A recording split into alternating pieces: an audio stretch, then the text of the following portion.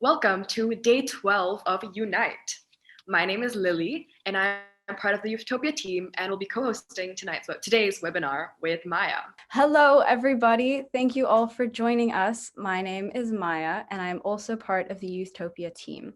Welcome to everyone who is currently joining in. I see a couple of you coming in right now. We are just about to kick off day 12 of Youthtopia Unite. So over the next two decades, it is expected that more people around the world will join the middle class, which means that more people move out of poverty and increase their demand and consumption of already constrained natural resources. It is estimated that each year, 1.3 billion tons, worth around 1 trillion of food produced, gets rotten in bins or spoiled during the transporting and harvesting process, which is a lot of food. If our consumption and production patterns are still the same and we do not change them, then there's going to be irreparable damage to our environment. Hence, we need to make our consumption and production patterns sustainable and reduce our ecological footprint.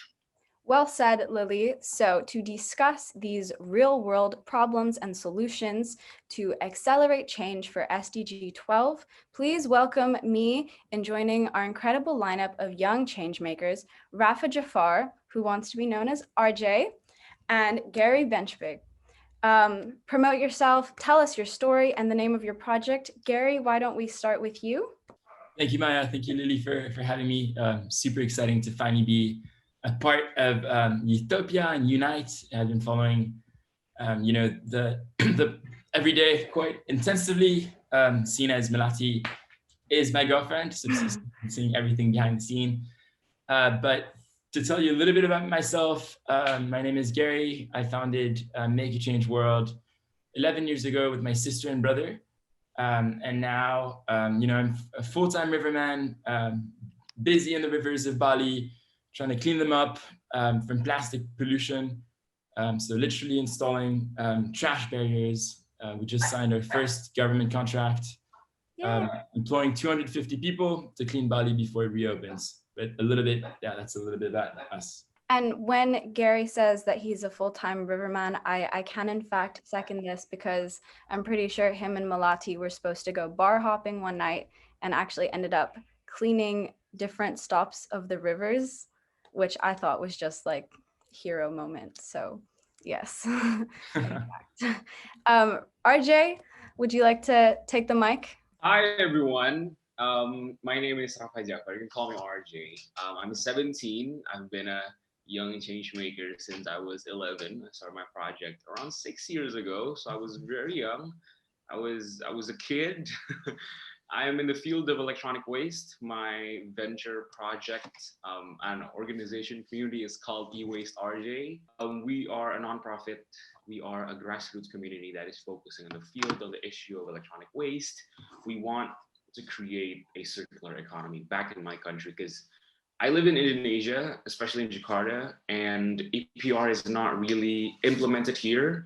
And we don't really have a good systematic system on how we take care of our electronic waste, on how the producers create those electronics, how the e-waste, the electronics are distributed to places we never know. So it's still a very big question mark about the issue of electronic waste here in my country, not just in the consumer side, but also in the government and producers. There is still a lot of question marks that we try to answer and try to give solutions. So if maybe some of you are living in our countries, Maya and Lily, you're living in Singapore, I think there's a lot of programs there that take care of electronic waste, on how you can really dump them in a place where they really do take care of the electronic waste. In my country, we don't have that much. So it's still, and I'm repeating again, it's still a question mark on even the basic things like, where do I throw away my electronic waste? People still don't know about that. So and that's what we're here to do today, right? To educate the young people. So thank you for those beautiful introductions. We're going to begin with some warm-up questions right now, and I am actually going to hot potato this question to you, RJ, because I see that you have already begun to discuss irresponsible consumption. So I'd like the audience to know, What does responsible consumption and production mean or look to you? So if I'm talking about SDG 12, a responsible consumption and production and consumption practices, I see a very circular economy. What I mean by circular economy is everything that is made, that is distributed, that is promoted, that is sold, we buy, we use, will be remanufactured, will be recycled, will be refurbished into a new device, a new stuff. I'm gonna say a lot about like device and electronic because that is my field. So for me, a truly sustainable circular economy, of course, would need to change both in the production practice and in the consumption practice. It's super important for us, the consumers, on how we choose to buy the products, on how we use the products, on how we consume them, on how we dump them. That is important. But what's more important is how the producers also create the devices that is eco-friendly, that is sustainable. Because right now, there is still a lot of electronic devices that can't be recycled at a 100% rate. So even though, let's say I have this laptop that I'm using, it's broken and I sent it to a recycling center, it's not going to be recycled in 100%. There still will be residue. And I think, like, all the geniuses that creates all those devices, come on, they can come up with an eco-friendly device. Come on, they can come up with let's say a device that can be recycled at a 100% rate. Because right now, those producers, it takes really a very long time to create our devices that we're using today.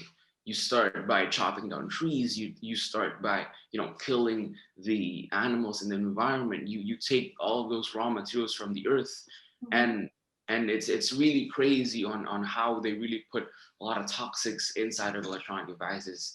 And I'm just really overwhelmed with the things that they created.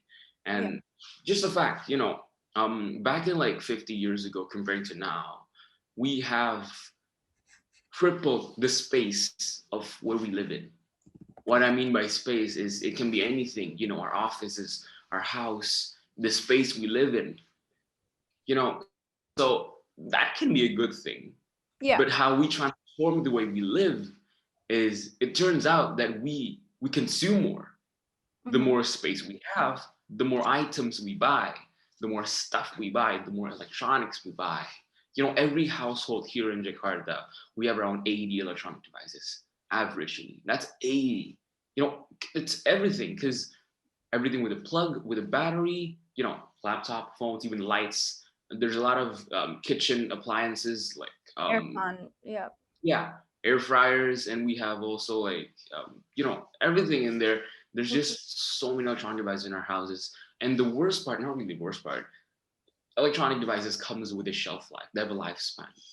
Come on, you can't be using a 1990s computer, but like right now, right? I'm using a MacBook. It's a 2013 MacBook. So of course, technologies, we want the newest one. We want the modern one.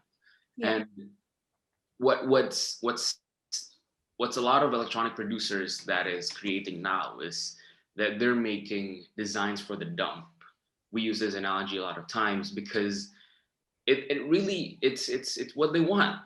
They design our devices to don't last long because they know that we need them. Let's just take it a very simple example. Our phones. What do you do when your phone is broken? Well, of course, you buy a new one because you need that. You're attached to that. So what the producers did is that they created these devices to not last long enough. I see. When they're broken, we buy new ones and we keep on buying. And that doesn't just go to our phones. It goes to every electronic device that we have in our houses. So what I've gathered, sorry, Rafa, I just want to jump in right here and try to get Gary's spin on this, because you guys are both from two very different fields. But I think what I've heard from you the most in terms of responsible consumption and production is that the two biggest factors is the people who are buying these products, but also the organizations, kind of like the big guys who are selling these products that run out eventually, that are sold to break. So Gary, I'm going to turn this on to you. Oh, can I add something before Gary? Absolutely. Yeah, for sure. I'm sorry, Gary. So here's the thing, advancing technologies means cheaper technologies. Mm-hmm. Have you ever went to a store and see I don't want to say any products, but there are smartphones that cost only for I don't know, in my probably $100, only for that much. So I mean, imagine that all the materials, I don't know, maybe the screen is created in China, the processor is created in the other side of the world, and they're all distributed in one factory, one company, and it goes to the store and it only costs for $100. Does that even make sense? See, producers, their goal is to reduce the cost and maximize the profit. So what they did is they cut out all the healthy insurances. The workers from the factory, they don't protect them. They can, but they don't want to, because that will add the cost of the production. Or let's just say they want to plant more trees, they want to replant the trees. They can do that, but it will add the cost of the production, and that will make the device that is sold more expensive. It will reduce their profit. So it's not their intention to I don't want to say kill the workers, but their intention is to maximize the profit and reduce the cost. And what they did by reducing the cost is by risking people's lives and risking the healthy environment. So yeah, you can continue with that, Gary. I think that's a really interesting insight that I never actually considered, is that it's very high up the chain as well. And we don't actually realize how early on this problem starts. So maybe I shall hand it over to Gary to continue. Thank you, Lily. And yeah, great references there, Rafa, to really showcase what is going on with our planet when it comes to resources. I think I typically use this reference of, when I think one of the worst places that I've ever been to really see the harsh consequences on our planet was when my brother and I decided to go down the most polluted river in the world, the Chiturum River, with 2 plastic bottle kayaks. We were trying to tackle plastic pollution. This was 3 years ago, really to create a really strong visual as to, this irresponsible waste management that is happening in our country in Indonesia, but more so create the most shocking visual for people, to not forget. And we got ourselves in the river and very quickly realized that the plastic pollution was just the visible stuff. It was way more deeper than that. There was factories after factories of textile waste doing their textile dyes on the river, and in turn dumping their waste directly back into the river. So when you look at irresponsible, consumption and production, in the next 30 years, we're gonna have a population of 10 billion people, which means, the equivalent of almost 3 planets that could be required to provide the natural resources needed to sustain our current lifestyles. And that's super alarming if you think about that just within itself.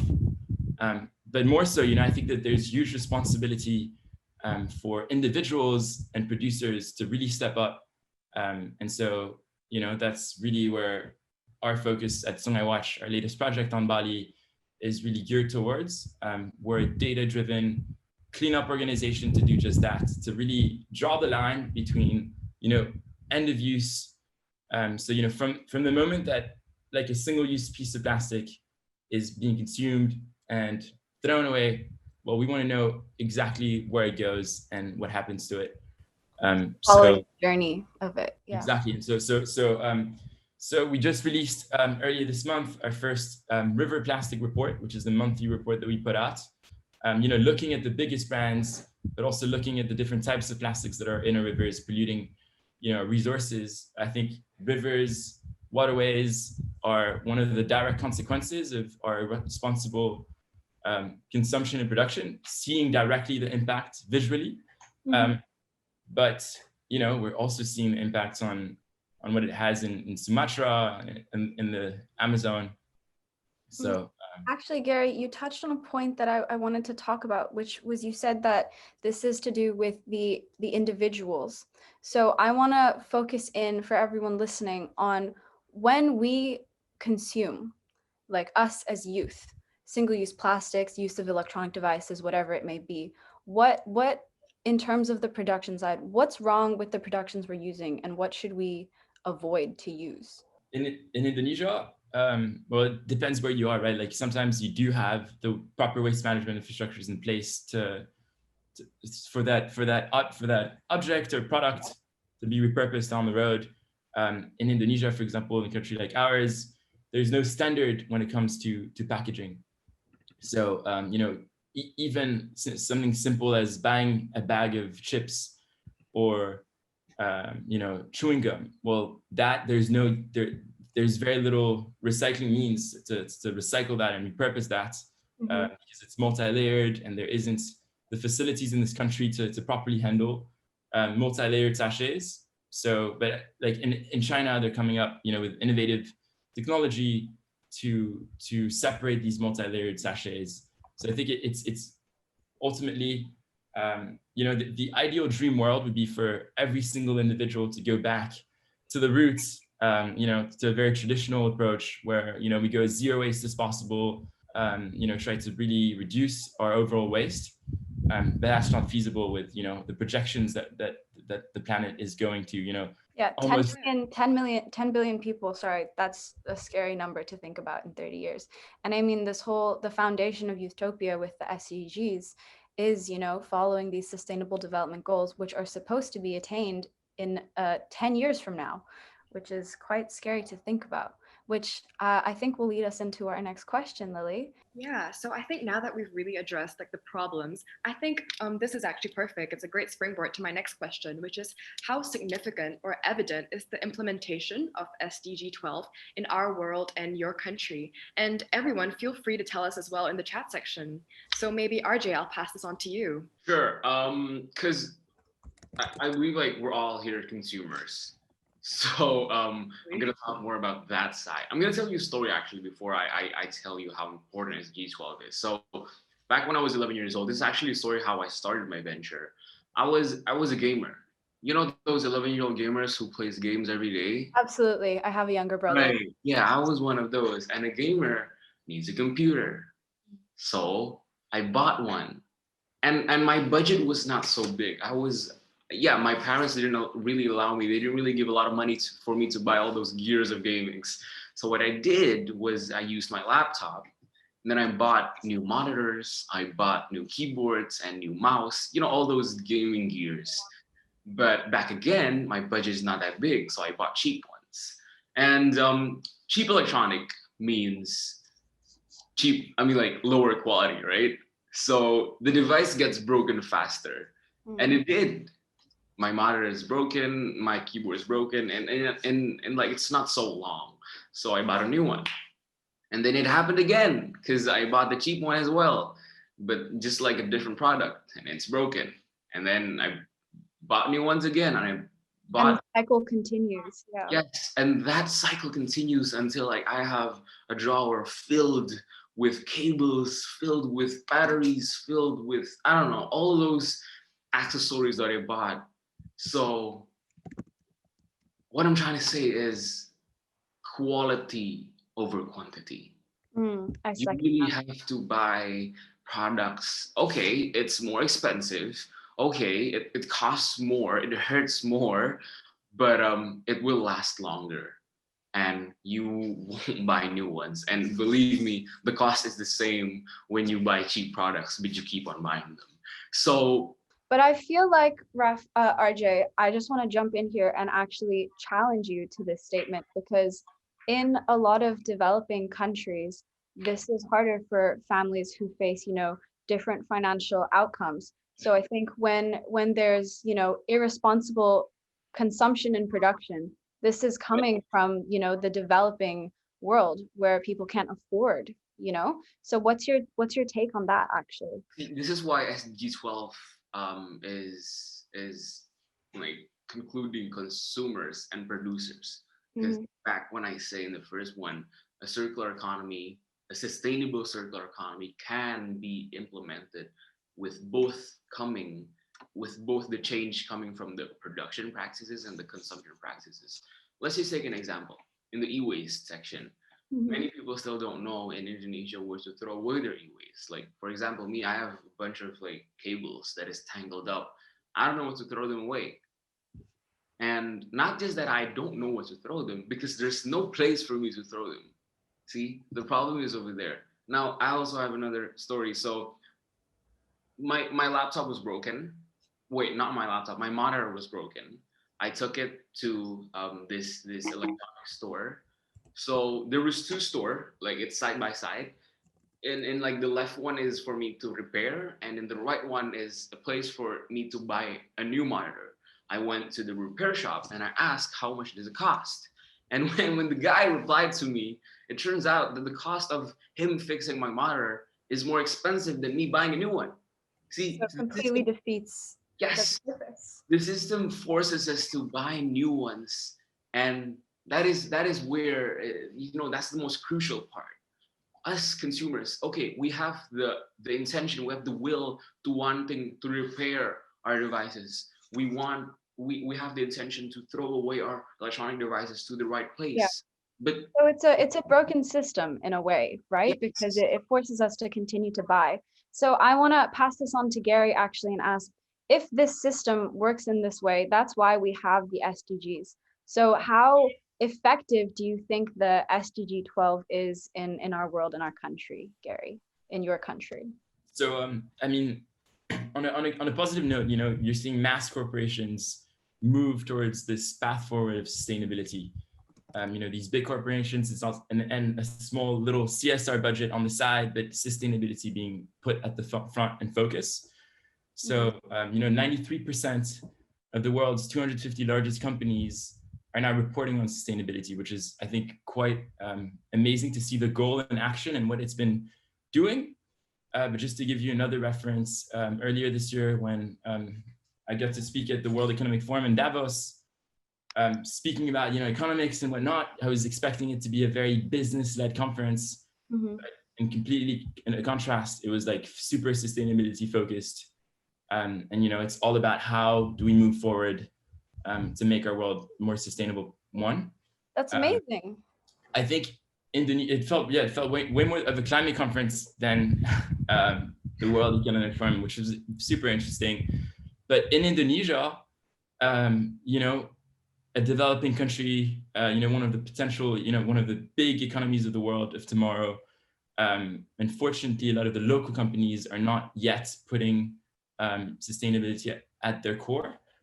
So I think it still needs to be shown. And I think the data is lacking. And, so that's where we really, really need to attack on data to provide really why sustainability should be such a strong focus.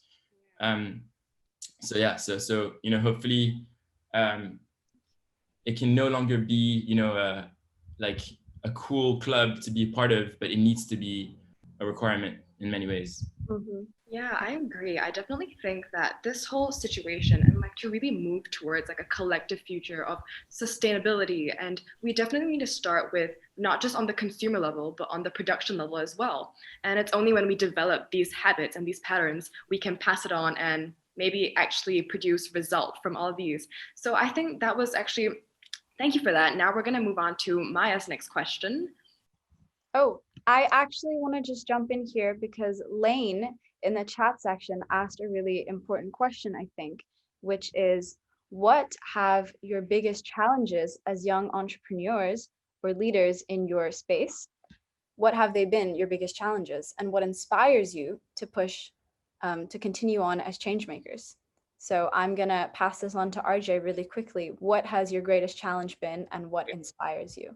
When we're talking about challenges, of course, there's a lot, and challenges always keeps on coming, and it's a matter of me thinking creatively, critically on how to solve them in many different ways.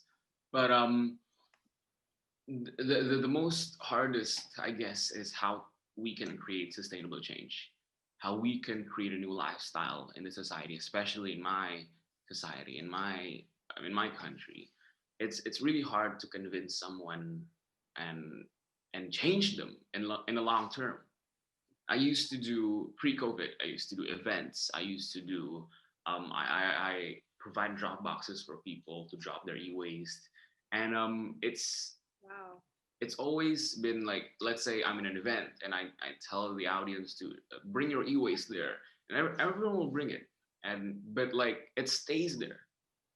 The next day after the event, it's all gone. Like that's it. We can convince someone to participate, add an action, add a movement, just at a one-time thing. But it's so hard to keep them coming back and like, yeah, to create a habit to really drop your e-waste in the right place, to collect your e-waste. So sustainable change, I have to admit, it's not easy to do. To create a sustainable change, we need to facilitate them because we want to create that new habit. So we need to like really give the facilitator in front of their eyes so they will do it. And it's so hard to do that because of course the cost is expensive, the energy takes a lot, you know, you need a lot to take in and you need a team to do it. And it's been a challenge for the last 6 years of me doing this.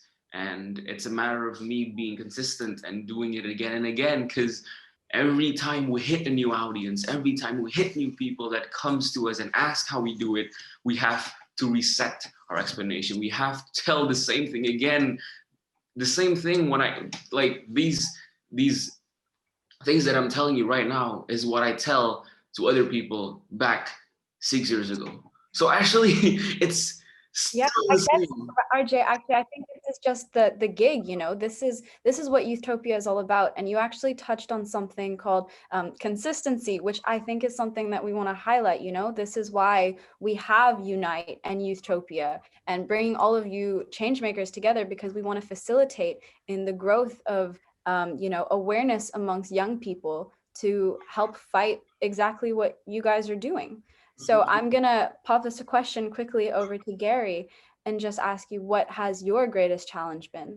I think, you know, taking on these big challenges of waste management, from e-waste with what you're doing, RJ, to, you know, plastic pollution in Indonesia, those are massive, massive problems. And it's very easy to get lost, right? Like, where am I gonna, what's gonna be my approach? What's gonna be my perspective? How can I contribute towards a better solution?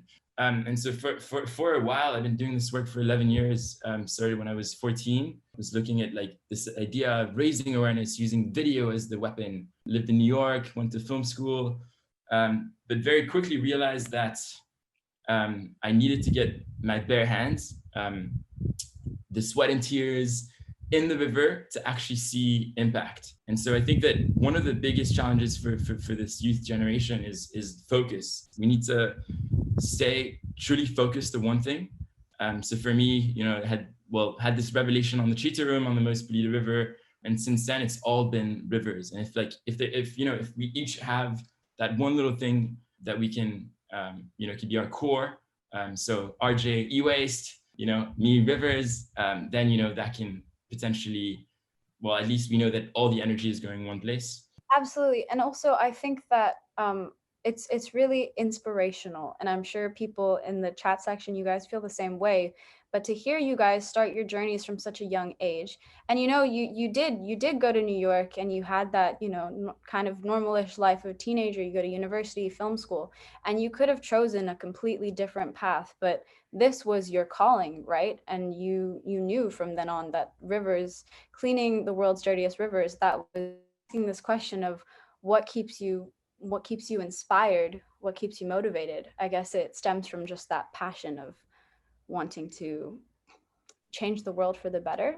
That passion in every little, you know, response. So, you know, like another person showing up to clean up. Yesterday we had our biggest cleanup all at once with like 200 people show up in one location for 2 hours. So it's been growing every Friday from 4 to 6 p.m. People know that, you know, we're cleaning rivers in Bali. And then this latest cool contract with the government, which has been really good. But stories yeah, on Sungai Watch's Instagram. Oh, it's amazing. And to touch on that, I think it's really important that we get people involved, and that it stems from the manpower and like getting everybody involved in the process. Great. And actually, that actually leads me to my next question is, now that we've really covered on the consumer side, actually, what is the most important step industry leaders can take and world leaders should take to enable change for this SDG? So actually, maybe I'll pass it back to Gary, and you can sort of step on to the next level of industries. So, I mean, to bring it back to our work, because that's really where I spent every single minute of the day and second. But, you know, we're really excited about, we're a river cleanup organization, but, you know, we saw this lack of data that was out there when it comes to plastic pollution, when it comes to what happens to products after they've been used at a mini mart, at a Circle K, or at a local market.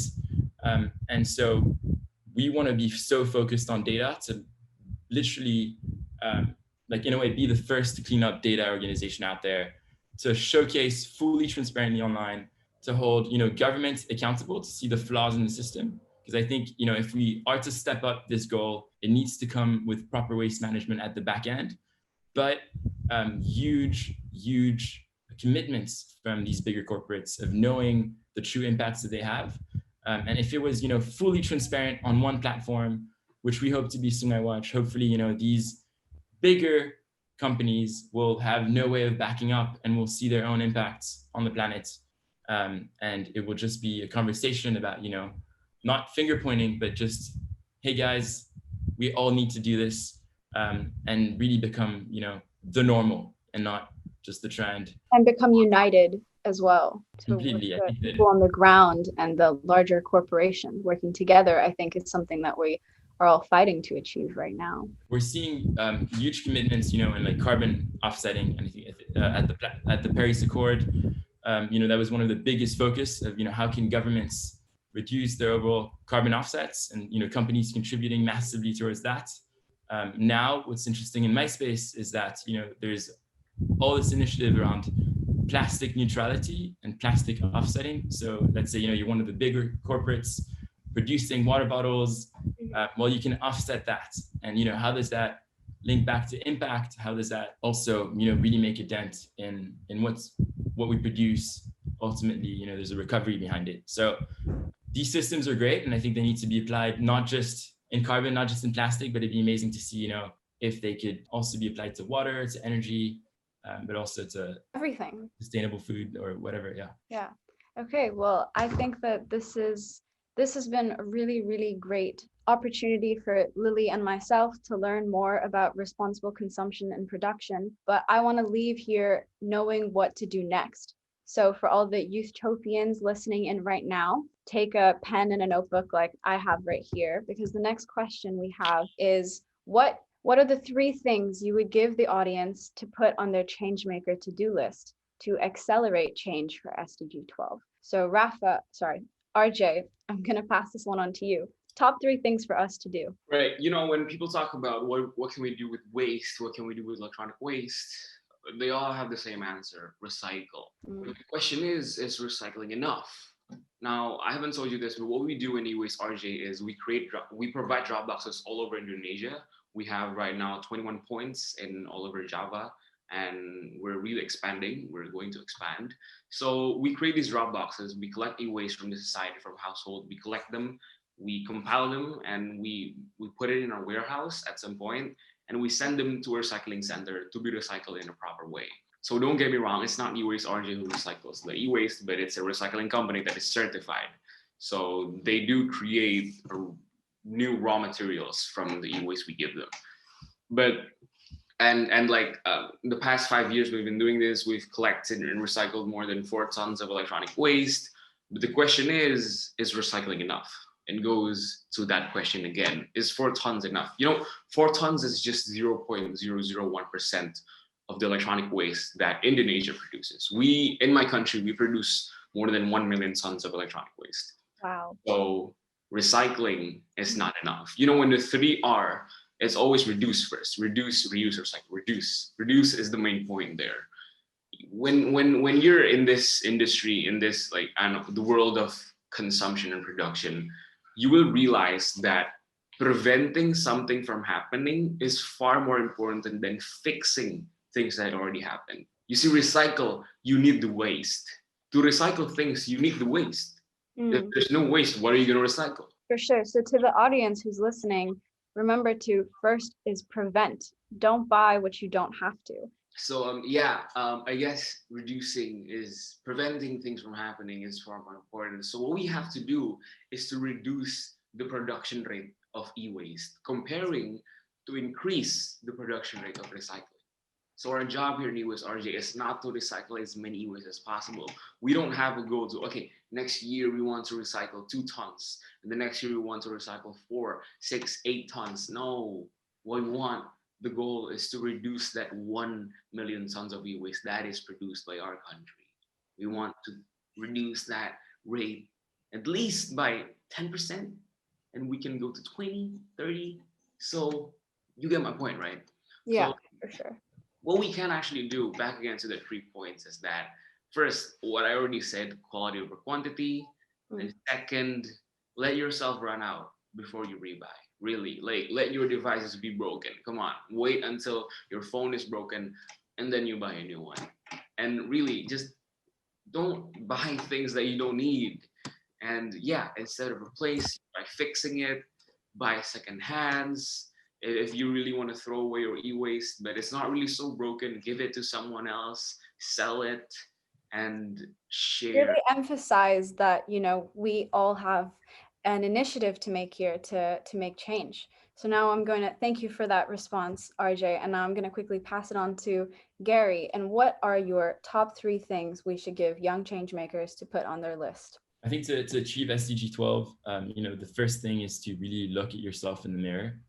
You know, from all of these points, you know, what type of waste are you producing? Literally, go room by room, look into your fridge, see, you know, what you could buy that's not plastic free. Shampoo, conditioner, toothpaste, toothbrush in your bathroom. But then that leads to the bigger conversation of, you know, like, how are you powered?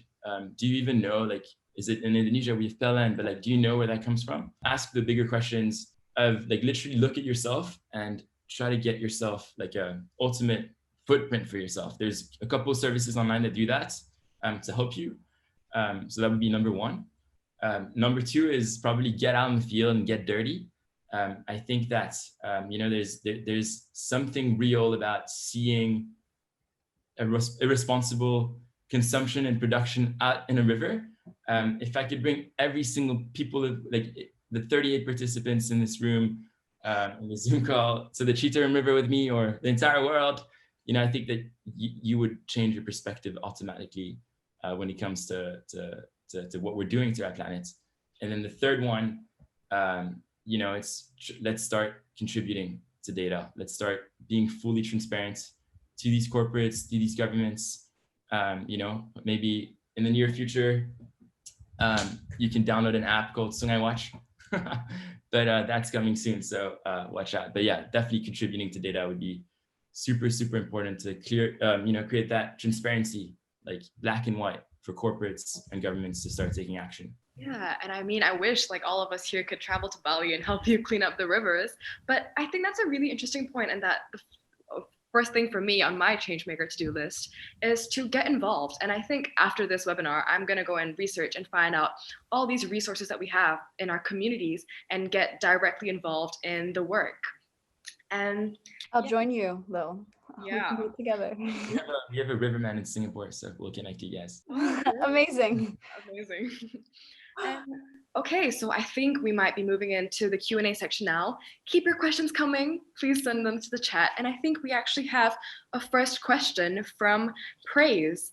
Could I please invite you to unmute yourself and turn on your camera if you would like to, and ask RJ and Gary a question. Hello. Hi, Praise. Hi. Thank you so much. Yeah, nice to hearing all the discussion with RJ and Gary. I just had one question. Like, you guys are doing an amazing job, and my question will be, what is it that keeps you being persistent? Like, if you can mention like one thing that makes you persistent doing what you have been doing so far. Thank you. Thank you, Praise.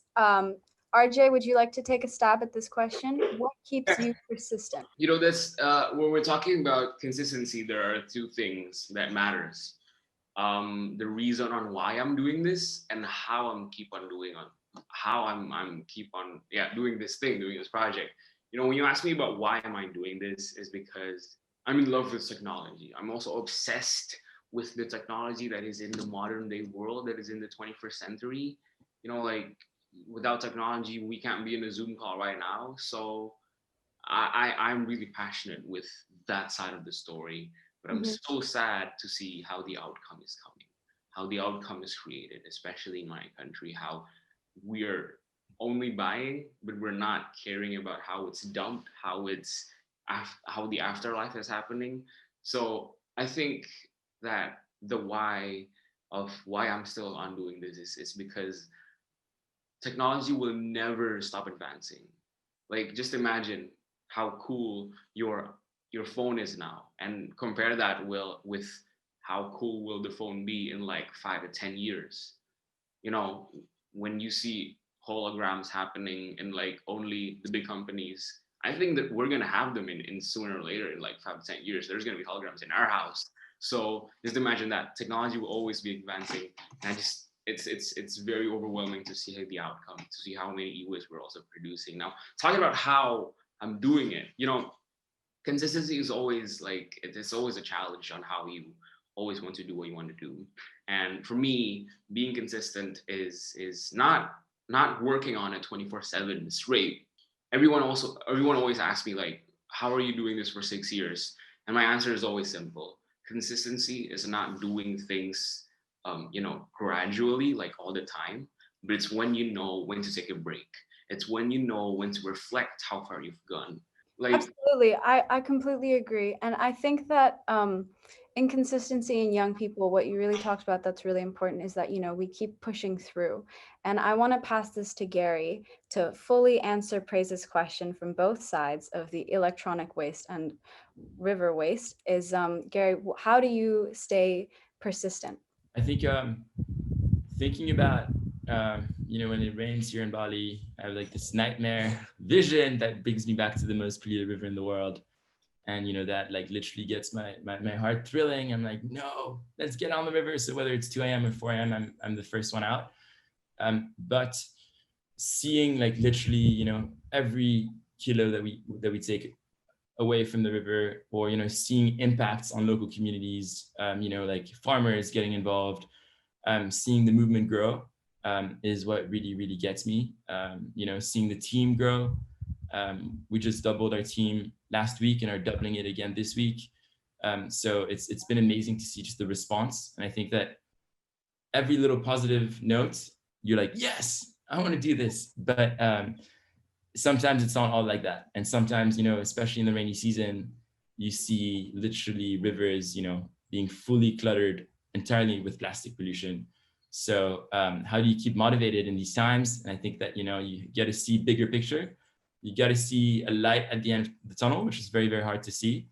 Surround yourself with some fellow amazing people. So I'm lucky enough to, you know, to have an amazing girlfriend that also has her own platform. So I have an amazing brother and sister who have my back every single day, and amazing friends around me. So surround yourselves with good people.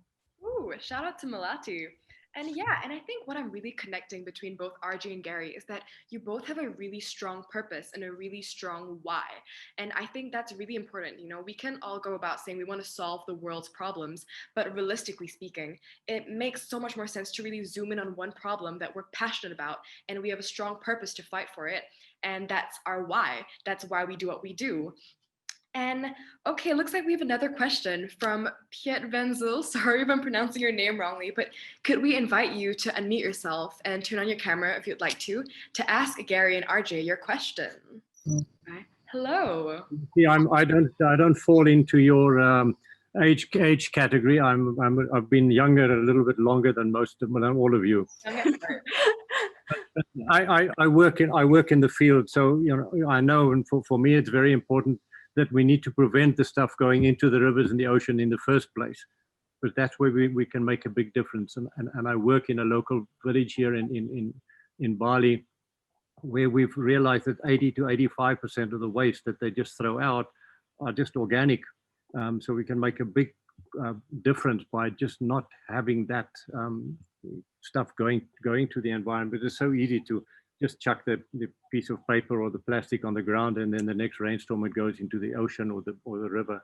So how do we prevent the stuff from going into the water or into the rivers in the first place? You know, I just have to say, I love the intergenerational representation we have going on here. I just want to thank you for joining us today. And I'm going to pass your question on to RJ really quickly. It was kind of Rafa, RJ, what you were talking about reducing actually before we have to recycle. So, but I guess this question is better suited for Gary. So yeah, sure. I think I'm gonna just like quickly answer that in the field of electronic waste. Yeah, I think preventing is far more important. That's correct, and that's also the job of the producers to create a more eco-friendly products, or more sustainable products, and more recyclable products. So I guess because since we're consumers here, we can't really do that. Minimally, like, we can always advocate to them. We can always start, a movement to tell the producers and to create a more greener products. But back again, what can we do to prevent things from having more waste in our household is by buying quality products. Buy the things that we really need, not want, and buying the things that really can last longer. So I think like that's the side of electronic waste, because I think this question is more pointed out to Gary. So you can continue, Gary. Pass it on to the riverman himself. Yes. Great to finally connect, Pete. I know that you're the guru here on the island. I haven't gotten to meet you in person yet, but thank you for tuning in today. Obviously, our full mission is to not clean rivers, but to prevent waste from entering the rivers in the first place. So really doing, a lot of socializations at the village level, and our trash barriers in many ways, are like an iconic symbol, right? Like if we can prevent the waste and not letting it go in the ocean, so for example, to give you a reference, we are working in one of our pilot villages in Tabanan, in Kabakaba.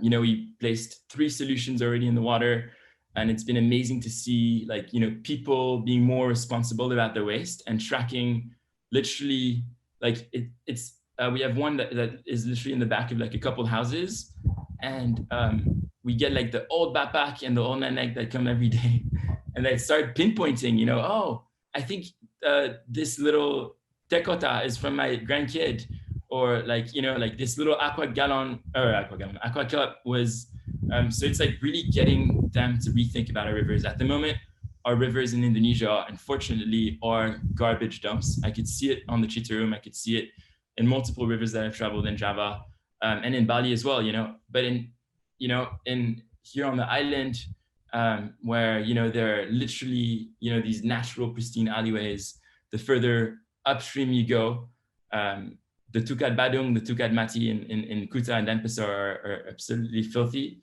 And we really need to change the way that we see rivers for the greater good of society. They're like our lungs. So a lot of work to be done.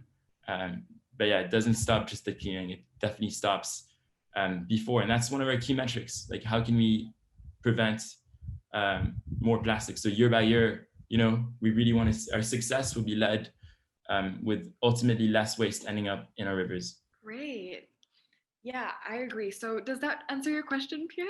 Yes, no, that answers the question. It's a great initiative that we're doing, because we're making people aware. And I've just put a note in there. The first step, or the one step that all of us actually are missing, is we don't look at our waste bin. Not many of us actually open the waste bin and say, okay, what's in here? Can I make a list of what's here? And then say, well, okay, now which of these can I refuse, reduce, reuse, recycle, or which one do I need to do more research on? And it's the first step, is we're looking at the end product, where we should be looking at the beginning product and say, look at the waste. And that's what Gary doing in the river. They're actually looking at it and say, okay, now what is this? And and the old grandmas and grandpas go, oh yes, I can see that one, and I can see this one comes from there. They're becoming aware of where it comes from. And once you know that, then they say, next time they have a bottle, say, well, okay, hang on, I shouldn't throw this in the river. I can take it to a bank sampa. I can get money for it.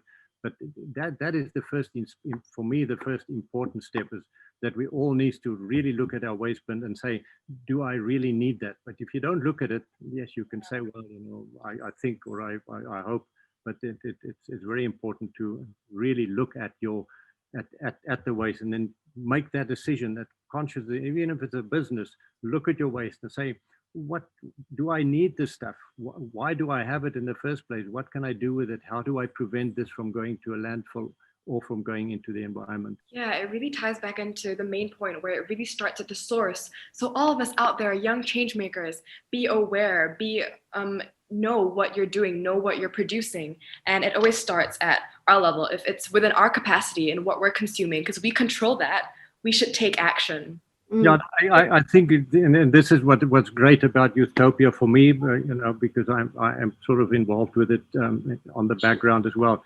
It's your generation that can make the difference. It's you that can say, hang on, do not do that. In your household, where you are working, that we should not be doing that because you have a strong voice. I've been young too long, so people said, there's another old guy telling us what to do. But I think your generation can make that difference. Oh, great. Okay, thank you so much for that question. I really hope that, Lily, I'm going to cut in here. I really hope that our generation can make this difference because we need it to happen and we need it to happen now. And I just have one question personally for RJ and Gary, which is that in terms of the pandemic, how do we stay active and how do we stay conscious of our consumption and production? Because it's so hard for people around the world, in Bali, in Singapore, Jakarta, no matter where you are, this pandemic is hitting everybody differently. So what should we do?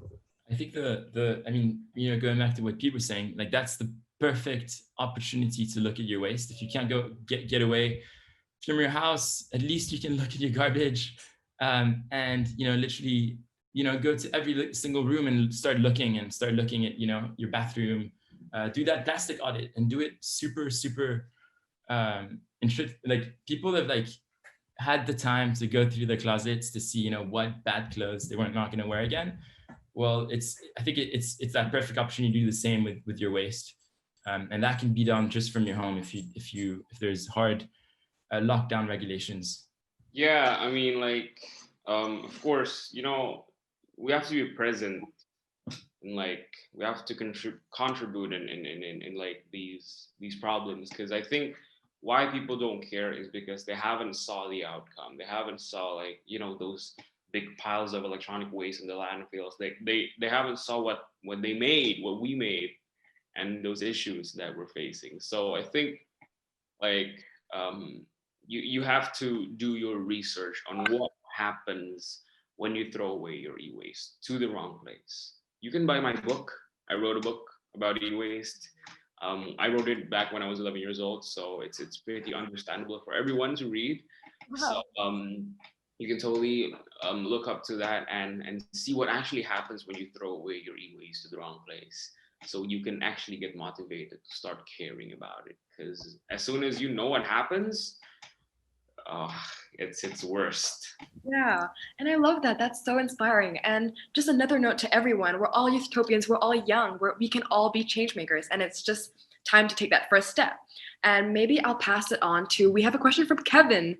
Kevin, could we invite you to unmute yourself and turn on your camera if you'd like to ask your question? This will also be the last question of the day as we are running out of time, sadly. So we'll try to keep it quick. Yeah. Kevin, Hi. Yeah. Hi. Good morning, everyone. First of all, Gary and RJ, thank you so much for sharing with us on the insight. It's really amazing seeing people really caring so much on production and consumption, and especially on achieving a sustainable life. And me myself, I'm leading a team of bioplastic in Surabaya, and during our campaigns and during our process of raising awareness to people on sustainable living, we often see so many people just having a mindset of, oh, it's only myself, it's only me using it, and my consumption doesn't matter because I'm just one person compared to millions of people using it. So why do you focus so much on asking me to reduce my consumption? We often really meet so many people having that kind of mindset. So I'm just really trying to find a way on how to encourage that kind of people and joining our movement on living a sustainable life. And do you have any suggestions to facing that kind of people? Thank you. Thank you, Kevin, for that question. Gary, would you like to start with your answer? Great question, Kevin, and really great to be connected. But I think, like in many ways, that plastic bag is a symbol. It's the start of the bigger conversation. And then, the truth is that people are not going to be able to go zero waste overnight, right? Like it takes a second to get into it and to really see and to feel that, you're contributing towards the better of society and the world. I think that you have to see, sustainable consumption on many different pathways. Plastics, yes, being one, probably the easiest. It's the visual stuff. You consume it every day, you know how to reduce it. Now there's so many alternatives out there. But it's way more than that. It's, what water are you using? Are you using it from a well that's illegally welled in your property? Or is it like, on a credit from the city? Or is it filtered water? Or do you have a rain catchment service? I think that there's like, also same thing with energy. Do you have like renewable solar panels on your roof? I mean, obviously that's pretty expensive still. But I think that in order to be the ultimate sustainable living goal is to be fully carbon neutral, living off the grid, making your own vegetables, which, some of us really aspire to, but, in bigger cities, that's just not the way that things are evolving. So I think that we still are able to hopefully contribute on an individual level and do literally everything that we can with our hands. But yeah, sometimes there's just a limit of how much you can go depending on where you live. So yeah. Kevin, I hope that very beautiful answer answers your question. And I know that we are tight on time, so I'm going to pass this last one to RJ. The same question from Kevin. How do we change the mindsets of individual people and get more impact? Right. I'm just gonna answer this quickly because my goal as a change maker and like quote unquote is not to create more impacts to believe on what I do, but actually the final goal of me being a change maker is to create more change makers, is to create more pillars. So to change people, you need to be the example. But at some point, I also want other people to be the example again. So, you get the point? Me as a change maker, I'm trying to create and to make more change makers to make a difference in their lives too. So it's important to convince people to believe in our cause and to do positive actions on what I'm trying to prevent. But it's also better when you can create more change makers, when you can create more pillars of change in the other places, in the other fields, in the other environments, in the other communities, so that we can change more stuff, we can be more positive and create a better future. So together, right? Yes, and that's what Youthtopia is all about. Exactly, Malati. So, and I'm so excited to be a part of this. And Kevin, Youthtopia is the answer. I love that answer. Thank you so much. And I think my biggest takeaway, I don't know about you guys, you can write it in the chat section, but we have to work together, take a look at ourselves and what we're doing in our lives. But I want to thank you all so much for your enthusiasm. And I'm glad to see that everyone is so eager to interact with all of our speakers tonight. And the speakers, thank you so much for all of your fantastic answers. I really did learn a lot today. So unfortunately, we do have to end here, our day 12 of Unite. And before we all go, I would like to request everyone turn on their videos so that we can take a virtual group photo, please. And give us a big smile, everybody, while our team quickly takes a picture of us. Thank you all so much. We will see you tomorrow. Bye-bye, everybody. Bye. Bye. Have a great day, everyone. Thank you.